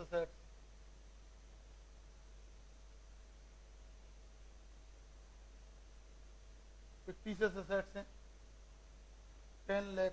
इसकी फिक्टिशियस असेट्स हैं 5 लाख। ओके, तो ये हो गया 5 और 25, ये हो गया 50। बेटा ये दोनों कंपनियां मर्ज हो रही हैं, अमलगामेट हो रही हैं। इस तरह की बैलेंस शीट आपको दी हुई है और आपको बैलेंस शीट बनानी है। एग्जाम में टाइम बहुत कम होता है, तो आपको समझना क्या है, दो मेथड है। वो तो मैंने आपको तरीका बताया है किस तरह मेथड्स होते हैं, कब किसके अंदर उसको परचेज कहा जाता है, कब उसको कहा जाता है मर्जर, किस तरह जर्नल एंट्री होती है। Now coming to the shortcut. Shortcut सीधा आपको 5 मिनट के अंदर क्वेश्चन सॉल्व करना है। उसके बाद में आपको क्या करना है, एंट्री करनी। तो बेटे इसमें सपोज दिस क्वेश्चन इज, दो तरह से सॉल्व करना है। एक in the case of the merger और second in the case of the purchase. जैसा आपको बताया, परचेज कंसीडरेशन आपको दिया हुआ है या परचेज कंसीडरेशन आपने कैलकुलेट किया। Purchase consideration in the case of the merger आता है, दिया हुआ है 8 लाख। इन the case of purchase it is 10 lakh. Okay, it may be same also, it may be differ also, लेकिन मैं आपको दोनों केस के अंदर क्वेश्चन सॉल्व करके बताता हूं कैसे हमको 5 मिनट के अंदर करना है। बेटे हमको सबसे पहला करना है, प्लस का निशान लगाना आना है। ये प्लस बेटे हम लोग लगा रहे हैं कैलकुलेशन के लिए, हालांकि प्लस का मतलब डेबिट और क्रेडिट है। हम जब एंट्री करेंगे तो प्लस से करेंगे, तो बेटे हमारा क्या हो जाएगा 25, 18, 17, 15, तो बैलेंस शीट हमारी हो जाएगी 75। यहाँ बेटे हम लोग एक कॉलम बनाएंगे ए प्लस बी में, ये हो जाएगा 15, ये हो जाएगा 15। अब बेटे ये 5 है, इस 5 की जगह जब हम 8 लाख के शेयर्स देंगे तो बेटे ये हमारी कैपिटल कितनी हो जाएगी 18 लाख। तो बेटे ये 75 मिलेगी कैसे? तो बेटे जो 3 लाख एक्स्ट्रा दिए हैं वो 3 लाख हम रिजर्व में से घटाएंगे, तो 20 प्लस 10 और माइनस ये 20 में से 3 घट जाएगा, तो ये कितना हो जाएगा 27। तो this is the balance sheet, this is the case of the merger. अब हमको एंट्री कैसे करनी है? बैलेंस शीट हमारी तैयार, 5 मिनट के अंदर हमारी बैलेंस शीट तैयार। हमको करना क्या है बेटे, ये इस तरह तो हम प्लस कर नहीं सकते, तो हम fix asset debit, current asset debit करेंगे, कैश डेबिट करेंगे, फिक्टिशियस असेट डेबिट करेंगे, रिजर्व क्रेडिट करेंगे, स्टेटरी रिजर्व क्रेडिट करेंगे, क्रेडिटर्स क्रेडिट करेंगे। जो डिफरेंस होगा वो पहले लिक्विडेटर अकाउंट में करेंगे क्रेडिट, उसके बाद में जब हम पेमेंट करेंगे लिक्विडेटर डेबिट कर देंगे। बिजनेस मर्जर के केस में हम लोग क्या करेंगे, पहली anti business merger account, assets account debit, liability account करेंगे, या बिजनेस मर्जर और बिजनेस परचेज से एंट्री करेंगे। समझ में आया? तो बेटे हमको ये करना है शॉर्टकट, एंट्री तो आपकी हो ही जाएंगी। एंट्री में तो हमको करना क्या है, जो परचेज कंसीडरेशन होगा उस परचेज कंसीडरेशन के अलावा कितना डिफरेंस होगा ये इसके अंदर प्लस माइनस हो जाएगा। यदि 5 की जगह हम 4 करते तब क्या होता, तब हमारा 1 लाख रुपए रिजर्व में जुड़ जाता, वो हमारा कैपिटल रिजर्व हो जाता। ओके, यदि यही केस हमारा होता परचेज के केस में, इन द केस ऑफ परचेज हमारी क्या बैलेंस शीट होती, ये हम आपको बताते हैं। परचेज के केस में क्या होती, परचेज के केस में बेटे हम ये रिजर्व इसका वाला प्लस नहीं करते, ये स्टेटरी रिजर्व भी हम प्लस नहीं करते, क्योंकि ये सब शेयर होल्डर्स के फंड है, ये भी प्लस नहीं करते। ये सारा चीजों के अगेंस्ट हम क्या देते, परचेज कंसीडरेशन। ओके, तो बेटे ये हमारा 25 आ जाता, ये हमारा 18 आ जाता, ये हमारा 17 आ जाता, ये हमारा 10 आ जाता। ओके, अब हमारा ये सारा खत्म होके कितना होता, 5 प्लस 10 प्लस 5 माइनस 5, यानी 15 की जगह हम देते कितना 10 लाख, यानी 5 लाख का हमको फायदा होता। तो 20 लाख ये होता और 5 लाख का हमको कैपिटल रिजर्व बढ़ जाता। 20 प्लस 5 प्लस 10 प्लस 15, तो बेटे हमारी बैलेंस शीट आती 40 और 5 45 और 55 और 15 70, तो बेटे ये आ जाता है, ये भी बेटे 70। लेकिन स्टेटरी रिजर्व जो हमने खत्म कर दिया वो हम खत्म कर नहीं सकते, तो बेटे हम दोबारा इसके अंदर एक स्टेटरी रिजर्व क्रिएट करते 5 का, और इसको हम यहाँ पे डाल देते अमलगामेशन एडजस्टमेंट अकाउंट। ओके, तो बेटे ये हो जाती है हमारी 75, ये हो जाती है हमारी 75। This is the shortcut method of the amalgamation. Okay, thank you for patient hearing.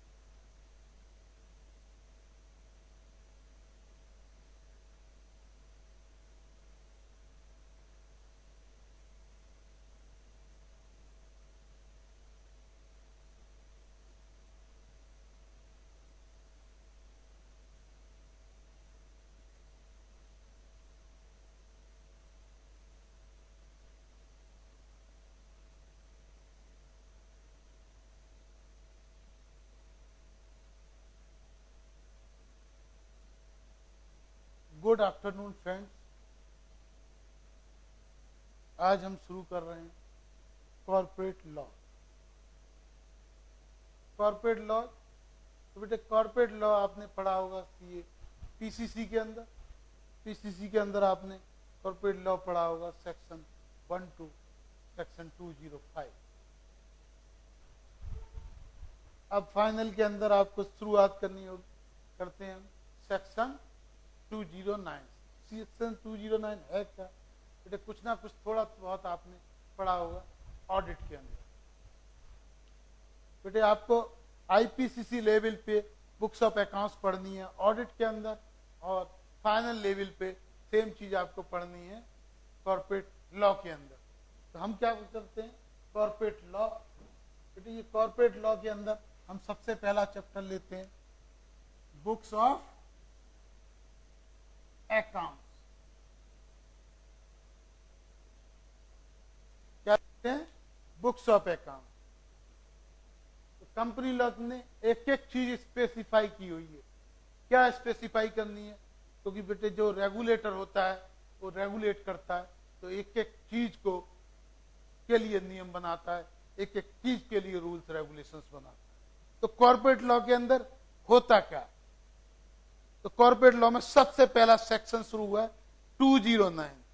क्या कहता है ये सेक्शन 209? बेटे 209 आप कहें 209 सब section 1, books of accounts have to be maintain. Every company has to maintain books of accounts containing, क्या करना है? Every company has to maintain, क्या करना है? Every company has to maintain books of account. हर एक कंपनी को बुक्स ऑफ अकाउंट्स मेंटेन करनी है। Containing details of containing regarding containing क्या क्या? 4 चीजों के बारे में। तो पहली चीज क्या है? Sale and purchase,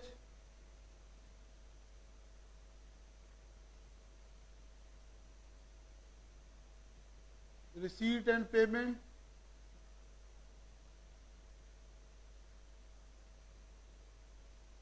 assets and liabilities। और क्या है? 209 बंडी क्या कह रहा है? 209 बंडी कहता है कि कॉस्ट रिकॉर्ड्स भी रखने हैं। If prescribed by central government. हमको सेल एंड परचेज की डिटेल रखनी है बुक्स ऑफ अकाउंट, ऐसी रखनी है जिसके अंदर सेल्स एंड परचेज की डिटेल हो, रिसीट एंड पेमेंट की डिटेल हो, असेट एंड लायबिलिटी की डिटेल हो, तथा यदि कोई कंपनी इस तरह की है जिसके लिए कॉस्ट रिकॉर्ड्स प्रेस्क्राइब किए गए हैं, यदि कॉस्ट रिकॉर्ड्स प्रेस्क्राइब किए हैं तो कॉस्ट रिकॉर्ड्स की भी डिटेल है। Every company has to maintain books of account. ये तो सर पता लग गया कि क्या रखना है। तो 209 क्या बताता है? क्या रखना है? What is to be maintain. हमको क्या रखना है? क्या रखना है? What records are to be maintain. क्या रखना है? व्हाट। लेकिन केवल व्हाट से काम नहीं चलता, वेयर, कहां रखना है। हमको क्या दूसरा सेक्शन कहता है, इसके अंदर आता है 2092। तो वो क्या बताता है? वाट कहां रखना है? बुक्स ऑफ अकाउंट कहां रखना है? वेन्यू, यानी ये बताता है वेन्यू कहां रखना है? At registered office. Books of accounts कहां रखनी है? रजिस्टर्ड ऑफिस पे रखनी है। सर ये तो बात ठीक है, रजिस्टर्ड ऑफिस पे रखनी है। क्या हम रजिस्टर्ड ऑफिस से अलग नहीं रख सकते? कहीं और नहीं रख सकते? रख सकते हैं। ये सेक्शन बताता है कि बोर्ड ऑफ डायरेक्टर्स यानी बीओडी बाई रेजोल्यूशन, एक रेजोल्यूशन बोर्ड ऑफ डायरेक्टर पास कर दें, स्पेसिफाइंग, जिसके अंदर ये बताएं क्या बुक्स, स्पेसिफाइंग रिजोल्यूशन, स्पेसिफाई करेंगे, बताएंगे कौन कौन सी books, specifying books and place. तो बुक्स आप कहीं और रख सकते हैं, कब रख सकते हैं कि आप एक रिजोल्यूशन बोर्ड ऑफ डायरेक्टर पास करें, उसमें स्पेसिफाई करें कि बुक्स कौन कौन सी बुक्स हम रखना चाहते हैं, कहां रखना चाहते हैं, कौन सी बुक्स और कहां, उस रिजोल्यूशन में लिखा हो कौन सी किताबें और कहां पर रखनी है। ऐसा रिजोल्यूशन पास करिए।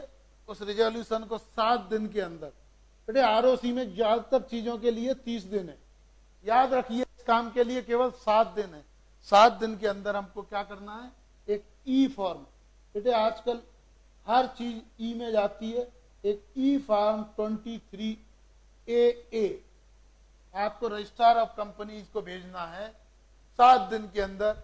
इसके अंदर आप बताएंगे ये किताब है, मैं दूसरी जगह रख रहा हूं, किताबें ये हैं, कैश बुक है, लेजर है, या ये डॉक्यूमेंट्स हैं, किस जगह रख रहा हूं, उस जगह का एड्रेस ये है। लेकिन वो एड्रेस कहां होना चाहिए, वो इंडिया में होना चाहिए। ये जरूरी नहीं है कि किसी स्टेट के अंदर हो, लेकिन वो इंडिया में होना चाहिए। तो वो स्पेसिफाई करने के बाद में बोर्ड ऑफ रेजोल्यूशन कहीं और रख सकते। और भी सर कुछ इसके अलावा भी कोई कंडीशंस है कहीं रखने की? हाँ है। वो क्या है कि यदि आपकी ब्रांच है, तो यदि आपकी अपनी ब्रांच है तो आप क्या कर सकते हैं, 2092 के अंदर ही आपको क्या बताते हैं कि if the company is having branches, तो बुक्स में भी kept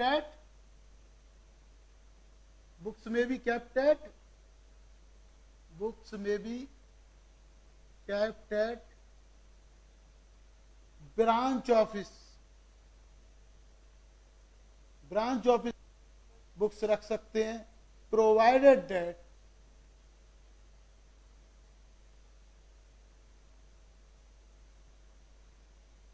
a summarized return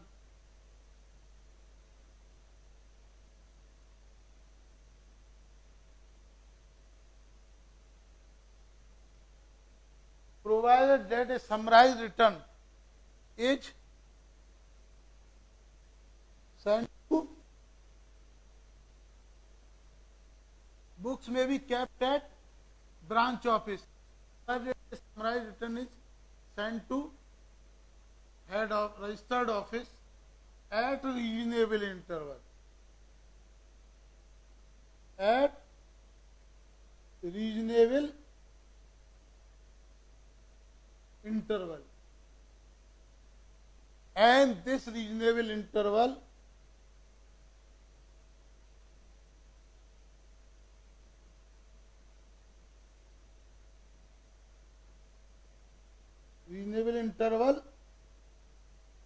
should not exceed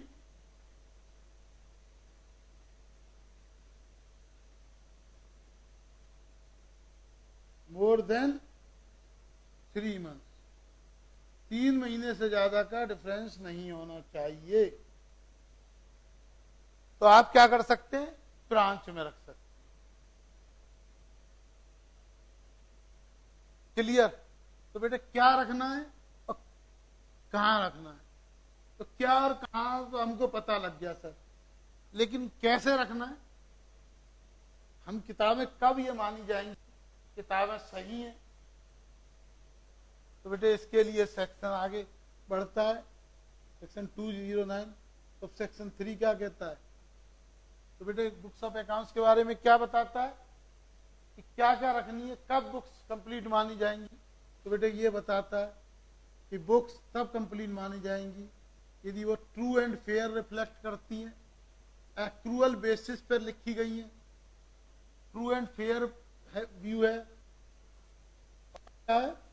accrual basis पर है। बेटे पहले क्या था, कैश बेसिस भी परमिटेड थी, लेकिन बाद में कंपनी का कमेंड कर दिया गया था, ये कंपलसरी कर दिया है, किताब कंपनी केवल एक्रूअल बेसिस पे रह सकती है। True and fair view accrual double entry basis. और बेटे ये भी डिसाइड हुआ है कि it should be indelible ink. बेटे ये लॉ में नहीं है, लेकिन डिसाइडेड केसेस के बेसिस पे आया, ना मिटने वाली इंक के हिसाब से बुक्स रखी होनी चाहिए। क्लियर? तो बेटे ये बात समझ में आई, true and fair, accrual, double entry basis and indelible basis, indelible ink. कुछ सेक्शन जो मैं यहां पर ही रिलेट देता हूं, ये सेक्शन है 541(2). तो बेटे 541(2) भी बुक्स ऑफ अकाउंट्स के बारे में कुछ कहता है। क्या कहता है तो वो भी समझ लीजिए, क्योंकि जब बुक्स ऑफ अकाउंट्स आएगा आप केवल 209 से काम नहीं चला सकते। वो क्या कहता है 541 कि every books of account should contains details about, should reflect financial position, financial position of the company. तो पूरी इसके अंदर जितने भी ट्रांजेक्शन्स हो, फाइनेंशियल पोजीशन को अफेक्ट करने वाले जितने भी ट्रांजेक्शन्स हो, वो ट्रांजेक्शन्स उसके अंदर एंटर होने चाहिए।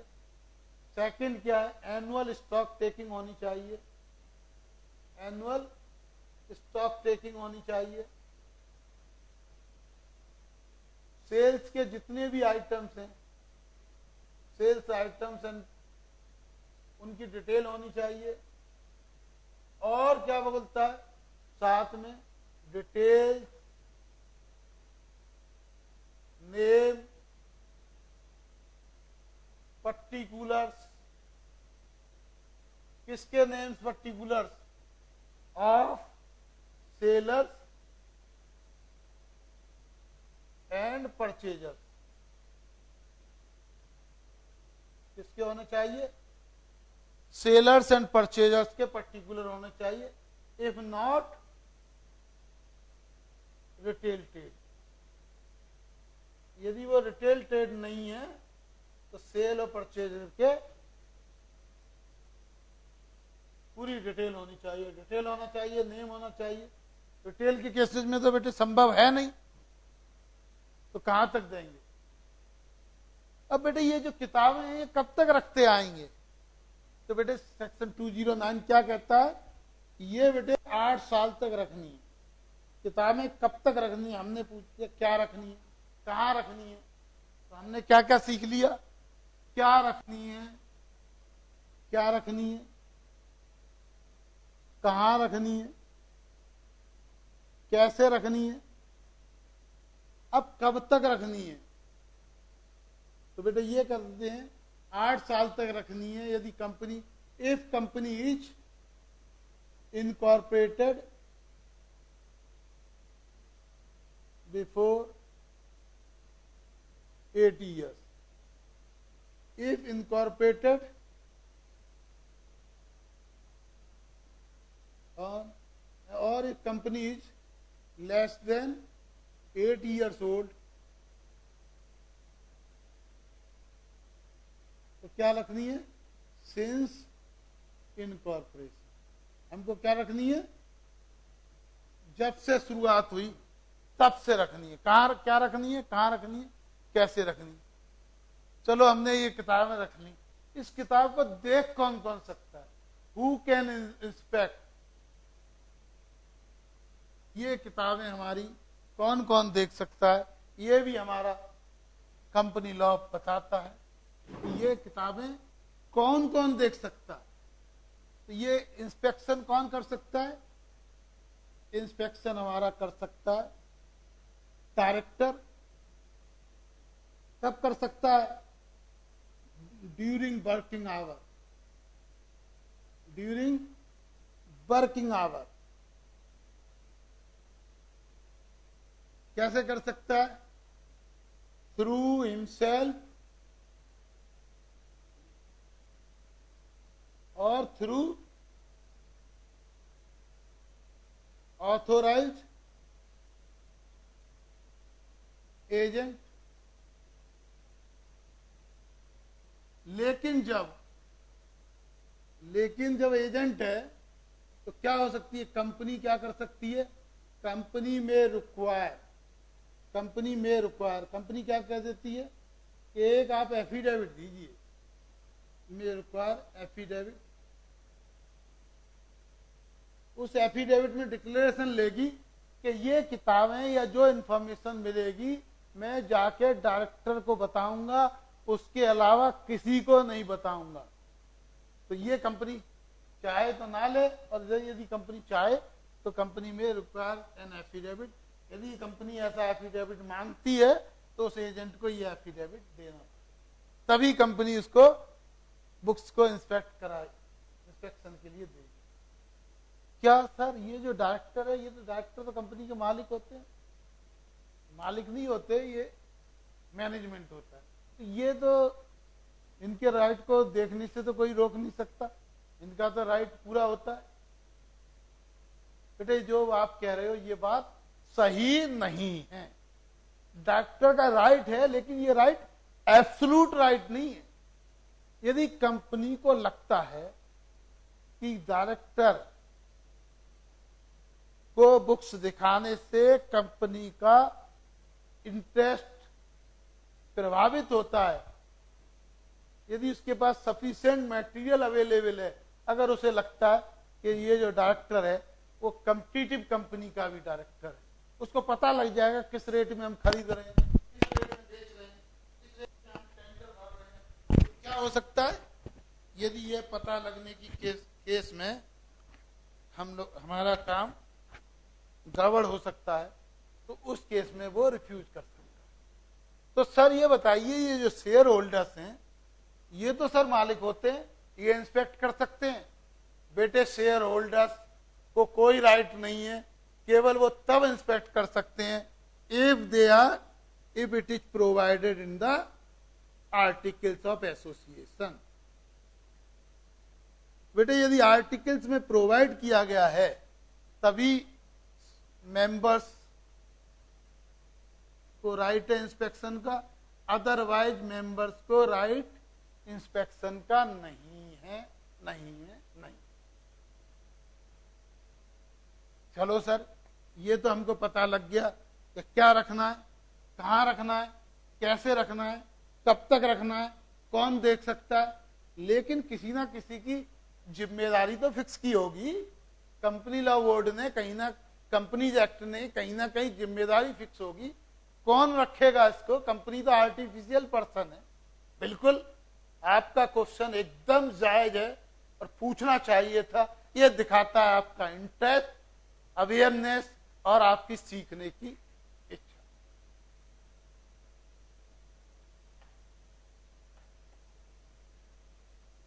तो बेटे क्या है कि उनका राइट क्या है, कौन मेंटेन करेगा?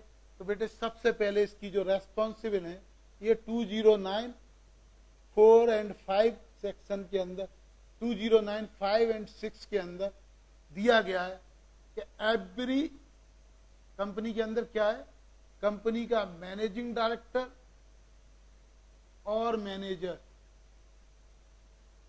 दे are the person responsible for maintenance of book. और ऑफिशियल थर्ड थिंग है, इफ नो एमडी और मैनेजर, यदि कोई एमडी नहीं है और कोई मैनेजर नहीं है, तब क्या होगा? तब एवरी डायरेक्टर इज रेस्पॉन्सिबल, हर एक डायरेक्टर की जिम्मेदारी बन जाती है। Every director is responsible for the maintenance of the books of account. और यदि इसमें कोई गड़बड़ी की तो क्या होगा? 6 महीने की जेल और 10,000 रुपीज का फाइन। लेकिन अगर ये हम प्रूव कर देते हैं कि कोई बिल्कुल डिफॉल्ट नहीं था, गलती मिस्टेक से हो गई, तो केवल फाइन लगेगा, जेल बच जाएगी। लेकिन इसके लिए क्या है? इसके लिए भी तोड़ है। एमडी मैनेजर कोई रेस्पॉन्सिबल ऑफिसर को अपॉइंट कर सकते हैं, प्रॉपर डॉक्यूमेंटेशन के थ्रू उसको अपॉइंट करके उसको चार्ज दे सकते हैं उसको रेस्पॉन्सिबल बना सकते हैं for maintenance of books of account. जब यदि उन्होंने रेस्पॉन्सिबल एक ऑफिसर्स को बना दिया और उसको अपना चार्ज दे दिया, तो that person will be responsible, और उस केस में खुद जेल जाने से बच जाएंगे, पेनल्टी और उससे बच जाएंगे। उस केस में that person will be responsible. तो बेटे बात आई समझ में? सर ये तो आ गई, क्या रखना है, कैसे रखना है, क्या रखना है, कहाँ रखना है, कैसे रखना है, कब तक रखना है, कौन देख सकता है और किसको रखना है, ये तो सब बात समझ में आ गई। तो और भी सर तो इसमें है कुछ 209 में है बेटे। 3 दादा हैं कंपनीज एक्ट के बेटे। कौन कौन? ROC, central government and SEBI. तो बेटे वो एक सेक्शन इंसर्ट किया हुआ है जिसको कहते हैं सेक्शन 209A। क्या इंसर्ट किया हुआ है? 209A। तो बेटे ये 209A क्या कहता है? ये कहता है 3 दादा हैं, एक है आरओसी, एक है सेबी और एक है सेंट्रल गवर्नमेंट। ये तीनों आदमी कोई ऑथोराइज्ड ऑफिसर्स को अपॉइंट कर सकते हैं। आरओसी का में कोई आरओसी रजिस्ट्रार या असिस्टेंट रजिस्ट्रार, सेबी या गवर्नमेंट में कोई भी ऑथोराइज्ड ऑफिसर वो कंपनी के अंदर कंपनी की बुक्स का इंस्पेक्शन कर सकता है, इंफॉर्मेशन ले सकता है, इंस्पेक्शन कर सकता है, एग्जामिन कर सकता है, एंटर कर सकता है प्रीमिसेस में, कॉपी ले सकता है, एक्सट्रैक्ट ले सकता है, मार्क पुट कर सकता है, सिग्नेचर अपना कोई साइन डाल सकता है, मार्क डाल सकता है। और उसके अलावा बस खत्म कर रहा हूं। उसके अलावा क्या है कि बेटे उसको पावर है सिविल कोर्ट की, he can summon the people and take the statement under oath. किसी भी व्यक्ति का स्टेटमेंट ले सकता है। और all the persons who are responsible for the maintenance of the books of account are responsible and are legally bound to provide any assistance to all the officers। यदि इन्होंने असिस्टेंस नहीं प्रोवाइड की तो बेटे जो फाइन और penalty तो लगेगी। उसके अलावा his office will be deemed to be vacated, उसका ऑफिस भी खाली हो जाएगा और अगले 5 सालों तक वो कंपनी का डायरेक्टर नहीं बन सकता। तो ये हुआ आपका सेक्शन 209। आफ्टर ब्रेक हम आगे शुरू करेंगे सेक्शन 210 से। तब तक के लिए 5 मिनट का break. Thank you very much.